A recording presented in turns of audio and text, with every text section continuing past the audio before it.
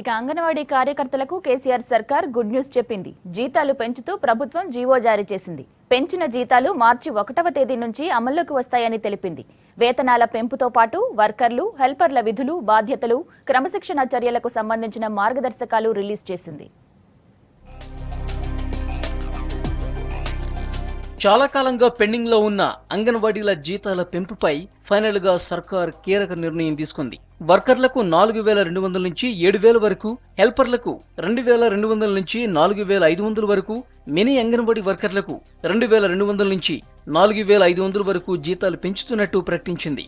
మార్చి 1 నుంచే పెంచిన జీతాలు ఇస్తున్నట్టు తీపి కబురు చెప్పింది. వేతనాలను నేరుగా బ్యాంకు ఖాతాల్లోనే జమ చేయాలని అధికారులను ఆదేశించింది ప్రభుత్వం.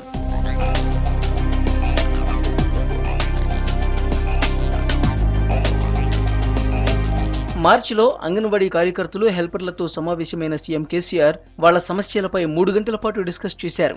అంగన్వాడీ కేంద్రాల నిర్వహణ, జీతాలు, ఆరోగ్యలక్ష్మి అమలుపై ఇన్పుట్స్ తీసుకున్నారు. కార్యకర్తలు, హెల్పర్లకు ప్రతి నెల జీతం వచ్చేలా చర్యలు తీసుకుంటానని హామీ కూడా ఇచ్చారు. ఆ హామీ అమలు చేస్తూ జీతాలు పెంచుతూ జీవో జారీ చేశారు.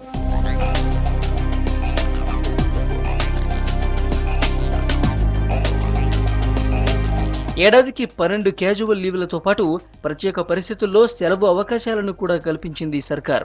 మెటర్నిటీ సెలవులుగా 180 రోజులు పరిగణిస్తారు.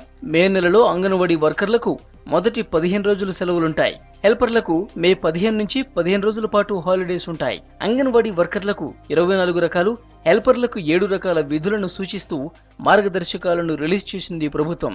అంగన్వాడీ కేంద్రాన్ని ప్రతిరోజు ఉదయం 9 నుంచి సాయంత్రం 4 గంటల వరకు నిర్వహించాలి. చిన్నారులకు ఉడకబెట్టిన గుడ్లను ప్రతిరోజు ఉదయం 10 గంటలకే ఇవ్వాలని రూల్ పెట్టింది.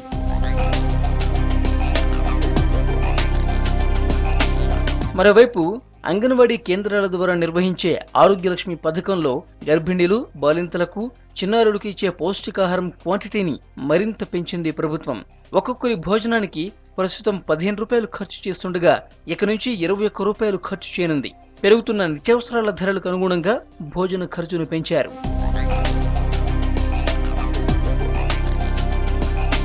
ఇచ్చిన మాట నిలబెట్టుకున్న సీఎంకు కృతజ్ఞతలు తెలిపారు అంగన్వాడీ వర్కర్లు. కాస్త లేటైనా తమ డిమాండ్ నెరవేరటంతో హ్యాపీగా ఫీల్ అవుతున్నారు.